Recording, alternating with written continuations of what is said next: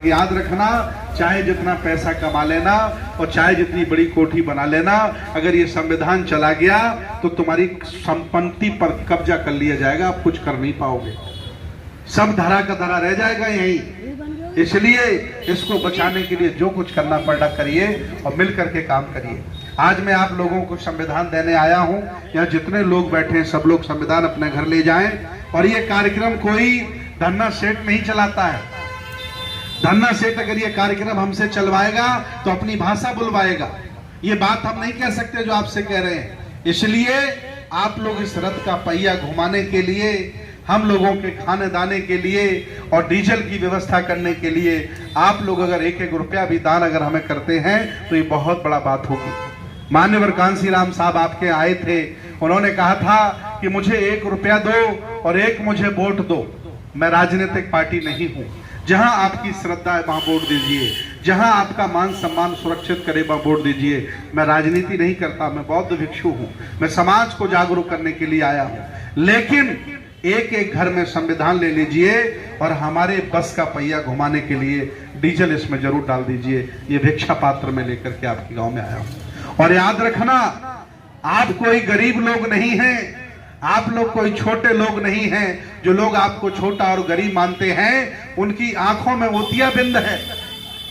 आप लोग कोई छोटे और नीच लोग नहीं हैं। आप इस देश भारत के पुराने और असली राजा महाराजा हैं।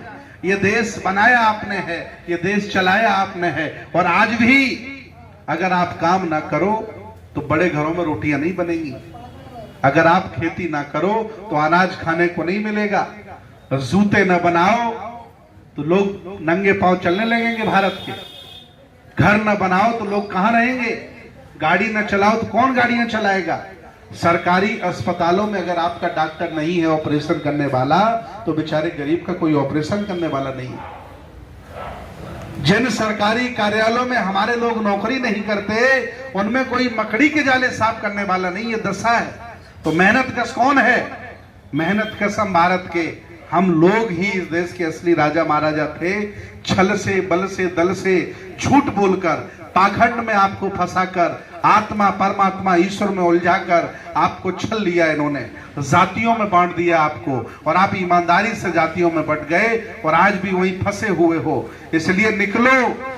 बाबा साहब कहते थे कि जातियां भारत में रहती हैं, मोहल्लों में रहती हैं, प्रदेश में रहती हैं। मैं आपको अंतर्राष्ट्रीय बना के जा रहा हूं, आपको बौद्ध बना के जा रहा हूं। ये बाबा साहब ने कहा था। जापान की बेटी आपकी बहू हो सकती है, अमेरिका की बेटी आपकी बहू हो सकती है, लेकिन आप गांव से ही नहीं निकलना चाहते हो तो बाबा साहब क्या करें।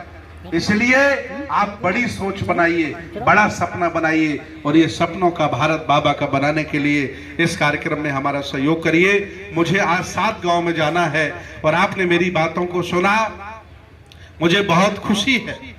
और अगर ये संविधान जागरूकता अभियान चलता रहा तो हम गांव-गांव जाकर के लोगों को जगाते रहेंगे और उनके घरों में संविधान पहुंचाते रहेंगे। एक बार मैं फिर कहूंगा कि अगर आपको मुरादाबाद बुलाया जाए, दिल्ली बुलाया जाए और कहा जाए कि संविधान बचाने का कार्यक्रम है तो आप लोग घर से समय निकाल करके आइए। और अगर आप नहीं आओगे तो वो लोग समझेंगे कि ये रोटी कपड़ा मकान में फंसा हुआ आदमी है, इसको लूट लो। और वो तुम्हारा कुछ बिगाड़ेंगे नहीं, वो संविधान को खत्म कर देंगे। जहां से आपको श्वास मिलती है, जहां से आपको ऑक्सीजन मिलती है, उसको बंद कर देंगे। आपका विकास रुक जाएगा। आपका जो प्लान है भविष्य का, प्लॉट लेने का, मकान बनाने का, बच्चों को पढ़ाने का, घर में मार्बल लगाने का, सब धरा का धरा रह जाएगा। और आप लोग वहीं चले जाएंगे जहां हमारे 100 साल पहले पुरखे गरीबी में जीते थे, बदहाली में जीते थे और बेगार करते थे। इसलिए आपको बाबा साहब का बेटा बनना पड़ेगा। आप बाबा साहब के नालायक बेटे ना बने। नालायक बेटा बनकर के लोगों ने बहुत नुकसान पहुंचाया। आपको बाबा साहब का क्या बनना होगा? लायक बेटा बनना पड़ेगा और इस आंदोलन को आगे पहुंचाना पड़ेगा। तो बहुत बहुत धन्यवाद।